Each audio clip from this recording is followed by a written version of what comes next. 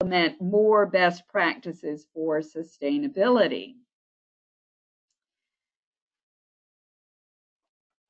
We also have lots of other resources on our website, and I hope you will make use of it. For instance, on our website, there is information about the initiatives that we are working. Our What's It Made Of initiative, which we're working with our partners at American Sustainable Business Council and Centers for Environmental Health and Parsons the New School Healthy Materials Lab, has the goals of encouraging transparency throughout our very complex supply chains and of stimulating innovation, new products, new processes that are more environmentally friendly. Ultimately, we hope that every furnishings company will be able to eventually eliminate their use of the handful of hazardous chemicals that are most prevalent in furnishings products. The top 5 heavy hitters are VOCs like formaldehyde, flame retardant chemicals, highly fluorinated stain treatments, antimicrobials, and PVC or vinyl. We're going to be touching on these as we go through this hour. Another big goal of this What's It Made Of initiatives is to help consumers find clean, healthy products we know they want. Our consumer research shows that 85% of furniture consumers are worried that their homes and offices might be making them sick, perhaps because of these harmful chemicals that have been brought in on furniture. We're also very pleased to be working with National Wildlife Federation on our Wood Furniture Scorecard, which is an annual assessment of retailers' wood sourcing policies. The furniture industry is the number 3 user of the wood resource, behind the construction industry and behind the paper production industry. So we have a large responsibility to halt deforestation, but ours is a fragmented industry, and we often do not really know where our wood is coming from. So to rectify that, this Wood Scorecard program is our way of supporting companies in developing and implementing robust wood sourcing policies. The scorecard raises awareness for everyone, for manufacturers and retailers and consumers. It highlights companies that are using wood that was legally harvested from well-managed forests. So manufacturers and retailers can better serve the consumer's interest in eco-safe furnishings. Our research tells us that consumers will even pay a little more for furnishings that they know are responsibly made. So it behooves all retailers to have a wood furniture or a wood sourcing policy. We're going to be discussing this scorecard with the top tier high scoring retailers in Dallas on EarthX, which is coming up in just a couple of weeks, the big Earth Day celebration in Dallas. We drive traffic to our website and raise awareness of our members and of our initiatives with public service ads, which run in consumer and trade publications, including, you can see this in the current issue of Interiors magazine. And we're very pleased to have very good media partners like Interiors magazine and wonderful industry leaders working as ambassadors for us and helping us raise awareness of the cause. We're an educational organization more than anything else, and our core offering is Green Leaders, which is a 6-hour, 6 CEU program that covers what is this sustainability stuff and what does it have to do with us in home furnishings. It covers a lot about consumer concern and priorities based on our own research.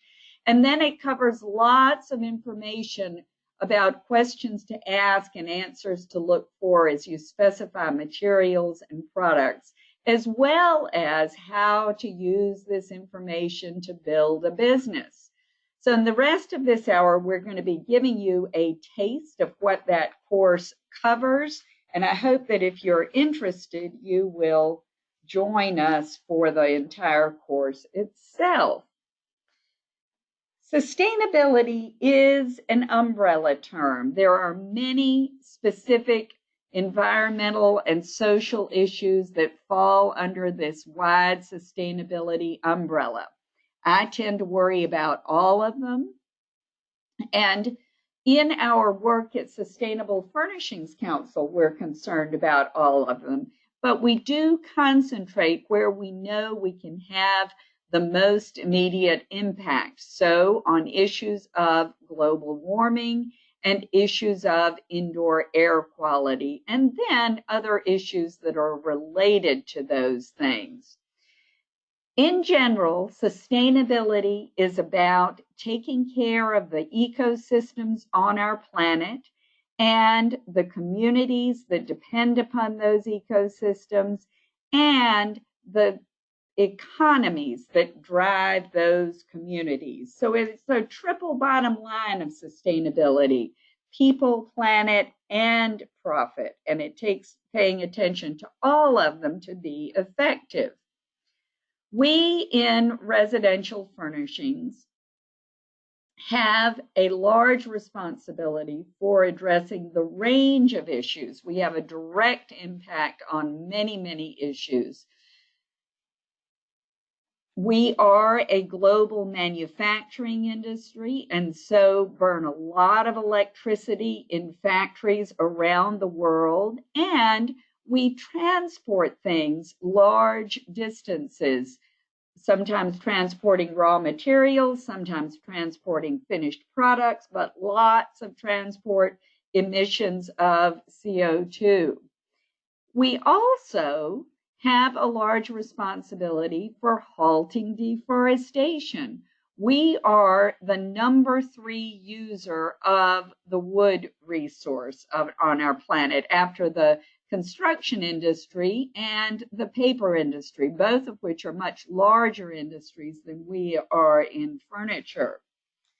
And in furniture, we also have a responsibility for addressing problems of indoor air pollution because we love to put a finish on everything, and finishes are one of the main places that we find volatile organic compounds, those compounds that have kept the finished liquid in the can, and then when they evaporate, go into the atmosphere, which, if it's in our homes, is the room that the furniture is in. And sometimes those VOCs are harmful to our health. So we have a responsibility to choose them carefully. We also have a responsibility to conserve resources. We use 1/3 of all the polyurethane foam used in the world. And polyurethane foam is a petroleum product. So we are using petroleum not only to transport goods, but also to make foam. And we can reduce the use of petroleum in our foam when we choose a biohybrid foam, one that is made partly of petroleum molecules and partly of molecules that come from plant sources. There are lots of pollution problems related to petroleum extraction, of course, but there are other ways in which we in residential furnishings are connected to pollution problems. For instance, the textile production industry is extremely chemically intensive, using a lot of chemicals in the production of fibers, whether they are synthetic fibers that might come from petroleum or whether they're natural fibers and those chemicals would be used in the cultivation of the fiber. There are also chemicals used in the making of the thread and the weaving of that thread into a fabric. Finally, when you look at a bolt of fabric that weighs 100 pounds, say, you are looking at 10 to 100 pounds of chemical inputs, whether those chemicals are present in the fabric when it arrives as a bolt or not. Those chemical inputs have been necessary to its manufacture. There are also lots of chemicals used in tanning leather, particularly heavy metals like chromium salts, which are used in the tanning process, and which, when they escape into waterways, are extremely polluting, toxic to all life, as a matter of fact. We also, in our industry, have a lot of responsibility for social equity. Many of us are surprised when we learn that cotton production, even to this day, involves forced labor in 19 countries, according to the International Labor Organization. So that's another part of our supply chain that we need to be aware of. And believe it or not, we throw away an awful lot of furniture. Nearly 10 million tons of furniture is discarded annually in this country, making up 4% of U.S. landfill waste. So we worry about all of these things. There are things we can do to address all these problems. But I'm going to drill down now on a couple of different issues that it is useful for us to understand to start with. First, it's important to understand how urgent it is that we all act to address global warming. The best source of information on this subject is the Intergovernmental Panel on Climate Change, or the IPCC. The IPCC is made up of hundreds of scientists from dozens of countries, and they all come to consensus as they issue reports to inform policymakers. This information is useful to the rest of us as well. One of their first findings when they were formed in the 1980s was that temperatures globally have already risen over 1 degree Fahrenheit in the last century. This might not seem like very much until you realize that it is the largest rate of increase since the end of the last ice age, about 10,000 years ago. And the last ice age ended over a very long period of about 10,000 years.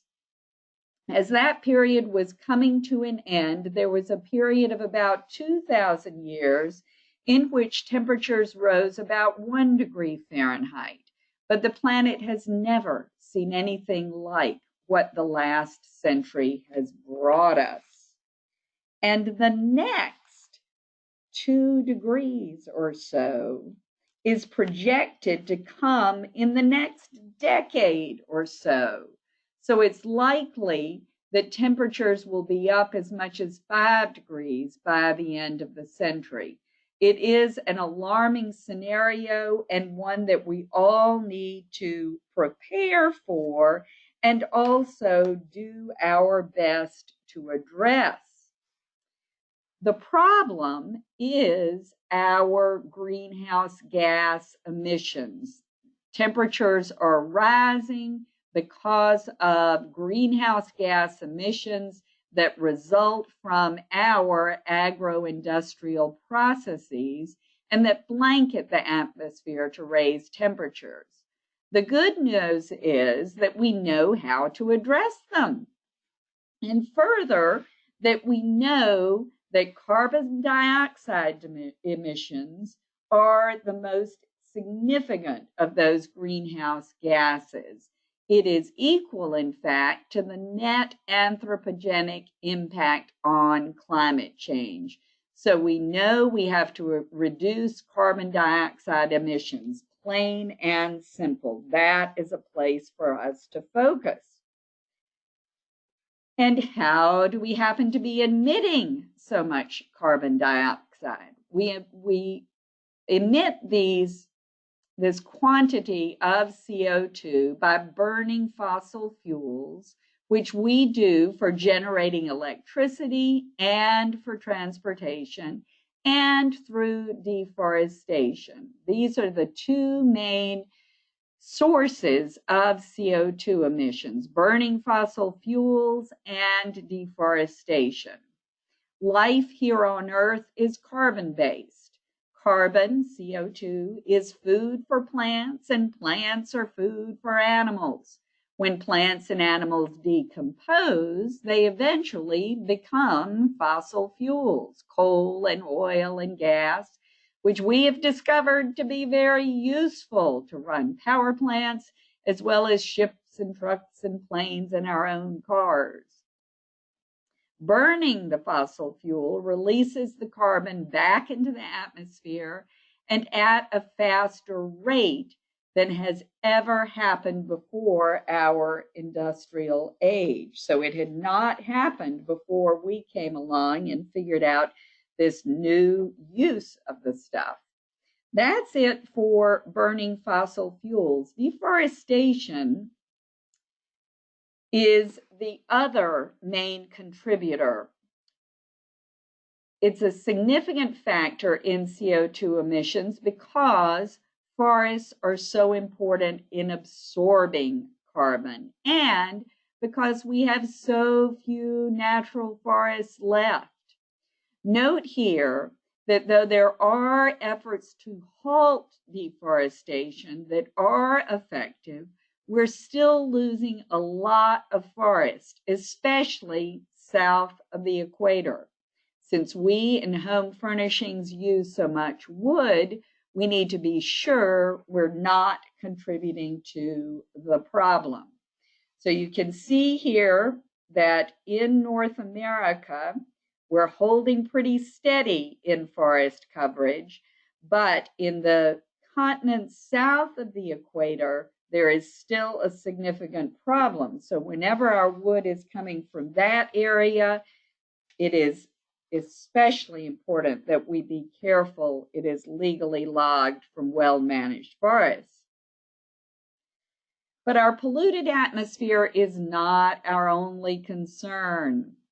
We also have a huge problem with polluted indoor air, especially as more and more people suffer from asthma and other respiratory diseases.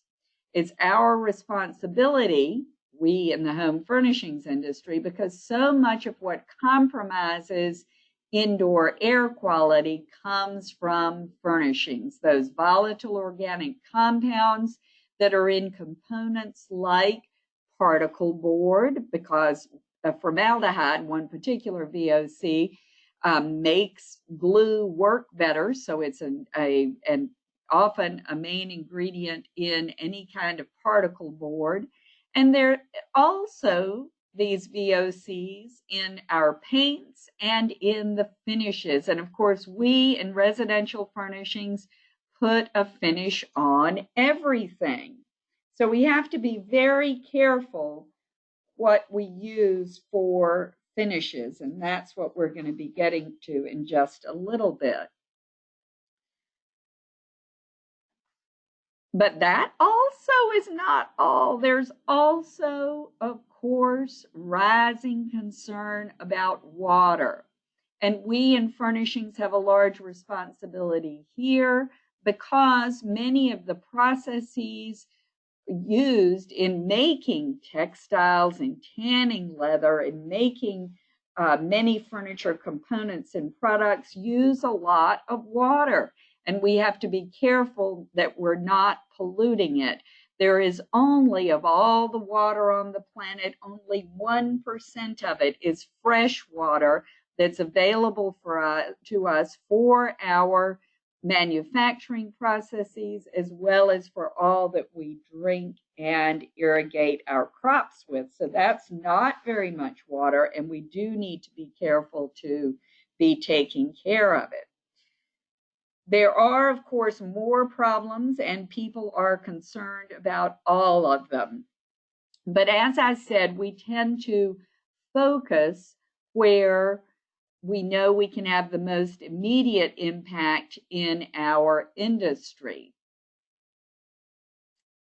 We at Sustainable Furnishings Council are concerned, and so are your customers. We have done consumer research since 2008, and we see rising concern. We survey consumers who are 30 to 60 years old, who are homeowners, who have bought at least $500 worth of furnishings in the last year.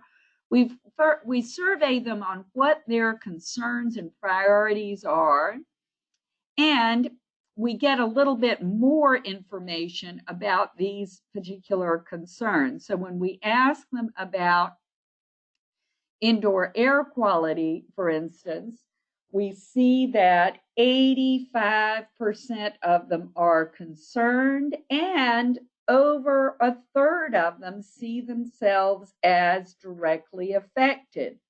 When we survey them on global warming, we see that 83% of them are concerned, and 40% of them identify themselves as directly affected. We find that people are acting out of their concern by doing various things. We learned that they are driving less, they are adjusting their thermostats, and they are buying products they consider more eco-friendly. We asked about what environmentally safe or eco-friendly products they have purchased, and we heard that people are doing what is most convenient for them to do. People are buying eco-friendly cleaning products and paper products and lighting products, of course, because wherever they buy those things, there are more eco-friendly options on the same shelf with the less eco-friendly options. So it's really easy for you, for all of us as consumers, to choose the more eco-friendly one. These also are inexpensive sorts of products, but appliances, like furnishings, are a product that people buy infrequently, and they are more pricey. So it's interesting to know that people are choosing eco-friendly appliances significantly more frequently than they are choosing eco-friendly home furnishings or home textile products. So this was something we wanted to explore further. But first, note here that 80% of the products that consumers have bought that they consider eco-friendly relate to their homes. When we asked people why they had not bought eco-friendly home furnishings, the overwhelming answer continues to be, is there such a thing? People are just not aware of them, which means that we are responsible for telling them about these products more effectively.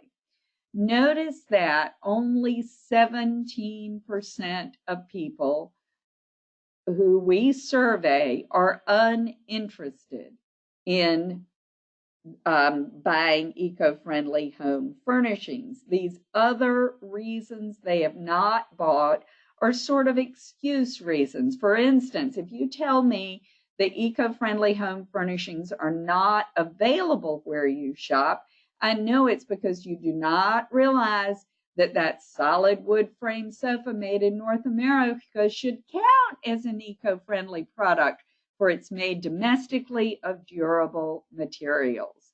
So it's up to you, the vendor of furnishings, products, and services, to provide your customer with the information. Be encouraged to know that sharing this info will probably make them buy more from you sooner. So now we're going to run through some preferable choices in several materials to help empower you to have those conversations. First, we'll talk about wood. We recommend 5 strategies when trying to source wood products responsibly. First and foremost is certified wood, meaning that a trustworthy independent agent has been hired to inspect and verify that the wood used is legal and sustainable. Certification is the best defense for knowing that, but it's not been commissioned for most forests or for most wood products. So it's important to know these other strategies. Sourcing wood regionally or locally will cut down on transportation emissions as well as ensure you that the wood is probably legally sourced from well-managed forests, because that is the case in most North American forests, that they are well managed within the within the law. Another good strategy is wood that is grown on plantations, and it might be a plantation that is specifically for growing that wood, like teak or mahogany, for instance, or it might be a plantation that is growing for a fruit like mango, and the wood is a byproduct. Rubber wood is another example where the plantation is for yielding the latex that is used for a variety of products, and the wood is a byproduct when the sap has stopped rising and the tree needs to be replaced. Another very important thing to consider about wood is using recycled or reclaimed wood. Now, you can actually recycle and reclaim entire pieces of furniture with antiques, with vintage furniture, but you can make new furniture using wood that was used for something else before, such as coming from buildings. And then finally, there are some alternatives to wood that act like wood. Bamboo is made into panels, and those panels are just as strong as boards and are often a very good alternative. There are other rapidly renewables that we use in furnishings, such as water hyacinth, for instance, that is often used in patio furniture, and these things grow very quickly and so are inherently sustainable. Leather is a mixed bag of good news and bad news. It's a natural material. It's a byproduct of another industry, the beef production industry. It performs well and it lasts a long time, so it doesn't have to be replaced very often.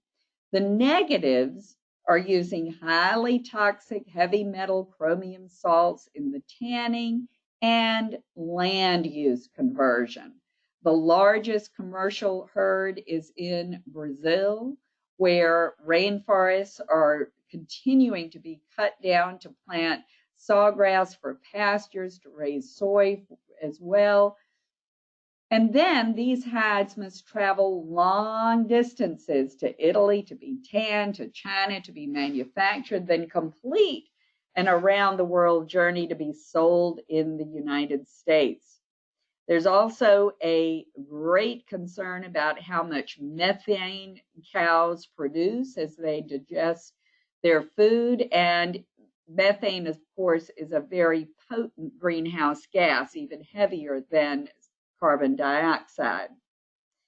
There are no really easy solutions to all these issues. Only a handful of vegetable tanned leathers exist, but there are some. The water-based dyes are becoming fairly common and are much more eco-friendly versus aniline oil-based dyes. And on the transport issue, the United States also has a very large herd, commercial herd. And so when you're buying from U.S. companies of leather that came from the U.S., you are cutting down that transportation footprint. But learning all that about leather might make you all the more interested in putting a textile cover on your sofa. As I said earlier, the textile manufacturing industry is very chemically intensive. Depending on the cloth, it takes from 10 up to 100% of the finished fabric weight in chemicals to get it to that finished state. In other words, that roll of fabric weighing 100 pounds may have taken as much as 100 pounds of chemicals to produce. And that might be a synthetic fiber like a polyester, which is, of course, made from catalyzed petroleum, heavily dyed and finished. Better alternatives are the natural fibers. In general, as a rule of thumb, they take less in chemical inputs. Natural fibers include cotton and wool and silk and linen, bamboo, hemp, etc. Though these are not all created equal. Many of them use fertilizers and other agricultural chemicals. In fact, cotton production uses a lot of chemical inputs. Cotton production uses 10% of all the herbicides used in the world and 25% of the pesticides used. So especially when you are buying cotton, I urge you to buy organic. But some other natural fibers like linen and hemp inherently use fewer chemicals and are less thirsty plants, so use less in the water resource too. Many textiles are recyclable. There are, of course, polyesters made from recycled soda bottles, and sometimes those polyesters themselves are recycled into new fibers. Natural fibers like cottons and wools can also be recycled and made into more fibers. So again, recycled is an excellent choice. The problem with finishes is not the sealing material itself, but the high volatile organic compound thinner that is used to keep that finish liquid in the can. Often it's acetone.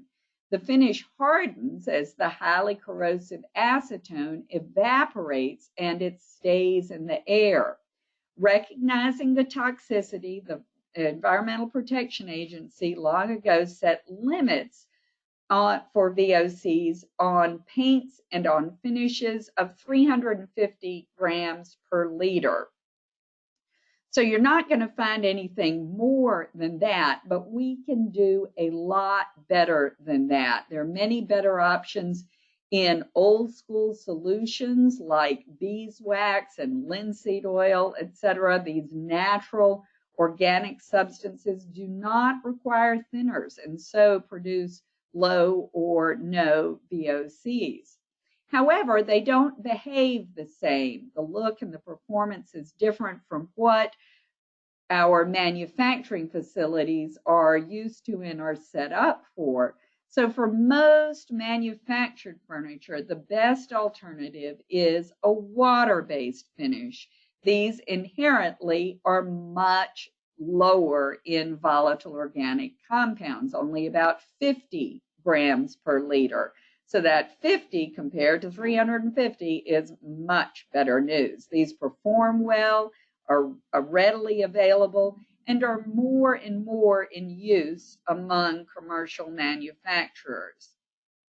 There are also certifications you can look for. Green Guard is an excellent certification of low or no VOCs. Now, when we get to cushions, most of our cushions are polyurethane. We use, in fact, a third of all the polyurethane foam used in the world. Polyurethane is made from petroleum. Standard seat cushions are polyurethane foam in the middle, that spongy stuff, and then there is some outer cushioning, which is usually a spun polyester, another petrochemical, this polyester fiberfill or Dacron. Polyurethane is really big for our industry, so it's significant that in our industry, more and more companies are reducing our dependence on petroleum by using a biohybrid foam. As the name suggests, this combines those not so good polyurethane molecules with the better plant molecules, soy, for instance. And these days, these foams are in an 80% petroleum, 20% plant-based molecule combination. So the hybridization is still mostly petroleum-based, but there is as much as 30% soy these days. For the outer wraps, it is a good idea to consider bio-based alternatives. For instance, down and kapok are known as luxury choices, as is wool in the mattress industry specifically. So they have a certain cachet as well as reducing the pollution that results from those products.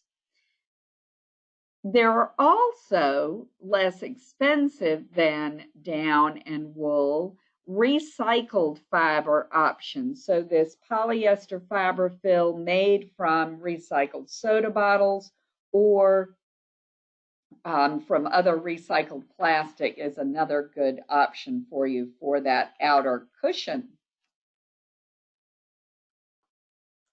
For chemicals and for a host of other sustainability issues, the best way to think is in terms of the entire life cycle of a product.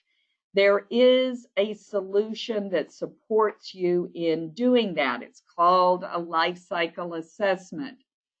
A life cycle assessment, or an LCA, is a complete report for a particular product on 1,300 or so chemicals that are common to materials used to make things, and it evaluates a dozen different concerns or impacts that those chemicals might have. Impacts on global warming, on acidification of our soils and our waterways, on air pollution, and on human health. Life cycle assessments look at every stage from how the raw materials are gathered to how they are harvested and processed and packaged and transported and used and reused and recycled or disposed. So what do you have at the end of this life cycle? Do you have good, clean dirt, for instance, that can be used to grow another tree? Do you have something that is infinitely recyclable, like high-density polyethylene is? Or do you have a toxic waste? That is the question that a life cycle assessment will answer for you. LCAs are fairly expensive, and there are not many of them that have been done in residential furnishings, though we have done about 10 of them on different furnishings products with a class in the Graduate School of Engineering at Stanford University, and you can find these on our website. But there are not very many LCAs performed in residential furnishings. What there is an opportunity for you to think in terms of the entire life cycle of a product. And I hope that this information has helped you get started in doing that. So now I want to begin to answer your questions, but I also want to be sure that you know that when you join Sustainable Furnishings Council, you can use our member seal in all your marketing and advertising. You can be listed in that searchable database on our website. There are lots of really good resources about what I've been talking about and related topics on our website. But we do provide members with specific resources for them, such as our annual consumer research report. We also provide members with collateral material, window decals, brochures, signage, etc. And our Green Leaders class, which is a 6-hour, 6 CEU course that certifies participants as green accredited professionals, covers the kind of thing we've been talking about today in much more detail. So I hope if you're interested, you will consider joining us for that class, live or online. Okay. As I said, we are soon going to Texas for EarthX, and I know that some of you will be there, so I look forward to seeing you then. But I wonder what questions you might have that I can answer for you now. If you have any questions, send them in through the chat box, or you could contact us anytime. I'm always happy to hear from you and to answer questions as they occur to you. It looks like that's it. Let's see. Here's a question. Is there a list of companies that will accept materials or furnishings to be recycled? Yes, there is.